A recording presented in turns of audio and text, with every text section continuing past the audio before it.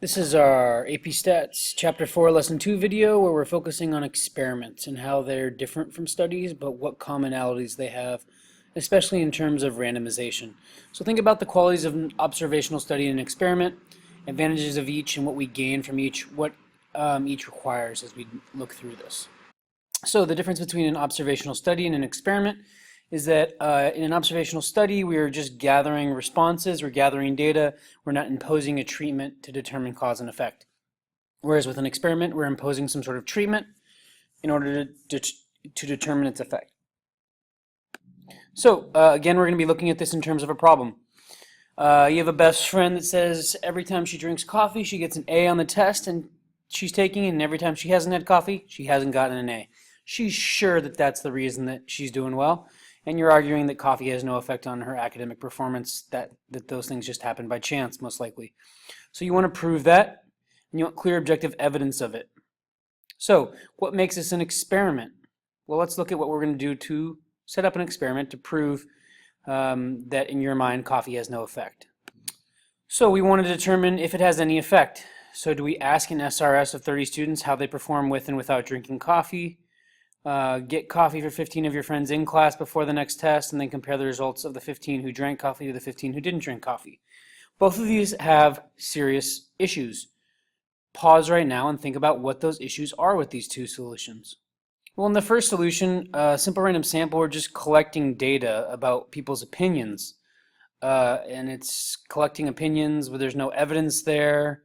Students may not even drink coffee ever, so they may not even have an informed opinion.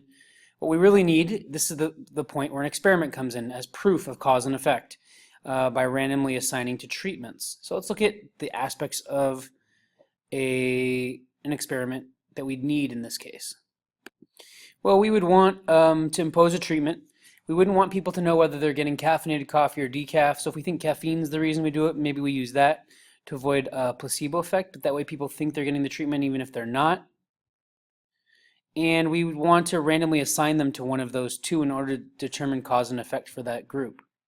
Here's an example here if you want to pause about how observational studies can lead to experiments.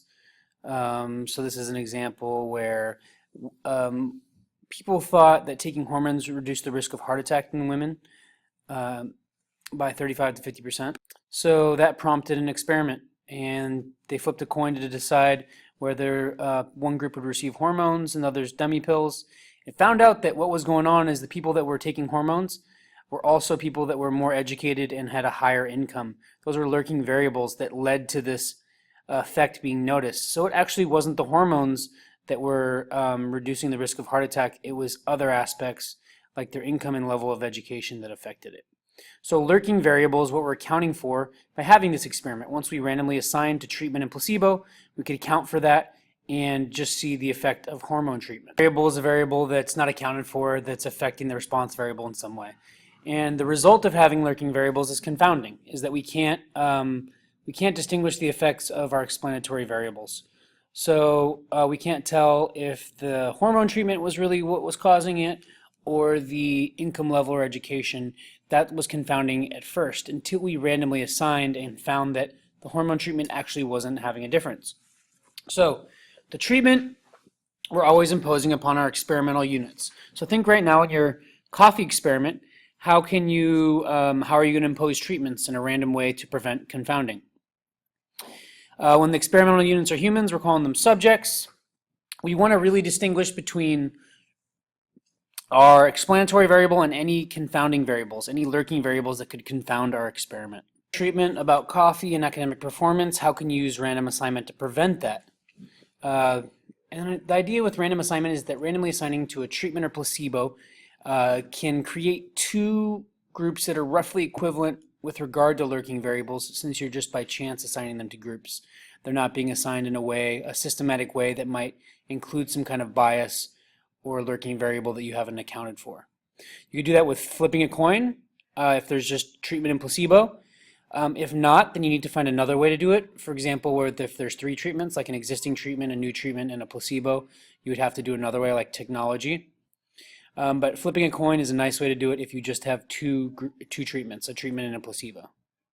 So as you think of your design, I want you to keep these the principles of experimental design in mind. Control for lurking variables that might affect your response. Randomly assign to treatments to help ensure roughly equivalent groups. And then replication. You want to use enough people to make sure that you have reliable results. If you had 2 people and you gave 1 coffee and 1 decaf, you're not really seeing much. Maybe one person's already a stronger student or better in the content area or studied more. There's not enough people there to really get a result. And then replication can also be repeating the experiment again and again to see if you get the same result. So in our second solution, where you get coffee for 15 of your friends in class and compare results to the 15 who drank coffee, the 15 who didn't, you're not randomly assigning students. So that's a poor method to use. Your friends will likely lead to a variety of lurking variables. And we also haven't accounted for the placebo effect. So think about how to do that with your design. Response question, I want you to design an experiment that will allow you to determine cause and effect. So that's going to be, you have to explain what's allowing you to determine cause and effect with your design with regard to coffee and caffeine consumption specifically. What would you have to do so that you could apply your results to the entire senior class? So we want to think of randomization. There's 2 important parts of randomization that need to be included. Think about each of those parts of randomization, what they allow you to determine, and you're going to be graded on your design. Keep it concise, meaning it should be to the point. How are you going to choose the subjects? How are you going to give them treatments? And how is that going to allow you to determine cause and effect and apply your results to the senior class? So with that question in mind, think about the placebo effect. So what we find when we look at this in class is thinking you're taking something that will help you tends to help you, even if it's not the actual medication. So account for the placebo effect in this. Double-blind treatments, we talked about this in class, where the person administering the treatment and the person receiving it don't know who got what. And what we're looking for is statistical significance. So a difference so great at the end, if we have unbiased data and the difference is big enough, that we can say this difference is so large that it wouldn't have just happened by chance. So sometimes just by chance, 2 things might be identical, like maybe caffeine has no effect, but in one trial by chance we got people that did better on the test who drank coffee, and if we did that again, it wouldn't happen. However, if we get a difference big enough that it wouldn't happen by chance, we call that statistical significance. One final concept that we can use to help account for lurking variables is blocking. Blocking we do when we have a lurking variable that we think might affect the outcome of our experiment. So if we feel like that this result may be different for seniors by grade level, we could block beforehand and separate into freshman, sophomore, junior, senior classes in order to account for that. It's like stratified random samples because we're separating the individuals based on a characteristic that we think is going to affect the outcome. However, it's different because blocking only occurs in experiments. So when we're imposing a treatment, and it would happen before the treatment gets imposed. And stratified random sampling is only in a study. So a randomized block design, let's think about an example. Testing a new laundry detergent in order to determine if it removes stains effectively in cold or hot water. We think that the light clothing or dark clothing might affect it. So we're not going to randomly separate them until after we break up light and dark clothing, and it would look like this.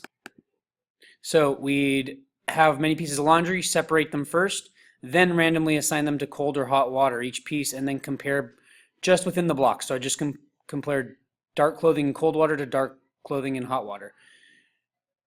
Light colored clothing in cold water to light colored clothing in hot water. So you just compare within the blocks. One type of block design is a matched pairs design as well. A matched pairs design is when you might match up like pairs. The best pairs would be identical twins or comparing somebody to themselves. And with this idea, we'd compare, we'd give one of the pairs the treatment and one the placebo and then compare there. So with twins, for example, you could control for a lot of genetic predisposition. If we're looking at like cholesterol in food, or if somebody's likely to develop cavities, because twins have the same DNA, we're accounting for lurking variables there. So matched pairs is a type of blocking to use. The final thing from 4.3, the only big idea we're looking at here is the scope of inference. Ethics are important as well, however, they're not covered on the AP test. If you were to conduct an experiment or study, you'd want to do so in an ethical way. We are going to focus on scope of inference as our idea here. So what does a simple random sample let us determine, and what does random assignment allow us to determine? So if we randomly select individuals from the population with an SRS, we can make an inference about the population. That means I can take my results and apply them to the population I randomly selected from. If I don't, so if I have a voluntary sample, a convenience sample, then I can't apply my results to the population. That's key to know. So think about that in your design for the free response question. In the same sense, if I want to determine cause and effect, so if I want to determine if a new cholesterol drug is really helpful in reducing your cholesterol, I have to have random assignment. That means once I've already selected my SRS of patients, I'd have to randomly assign them to a drug or placebo in order to truly determine if the drug is effective. And we do that to help account for lurking variables.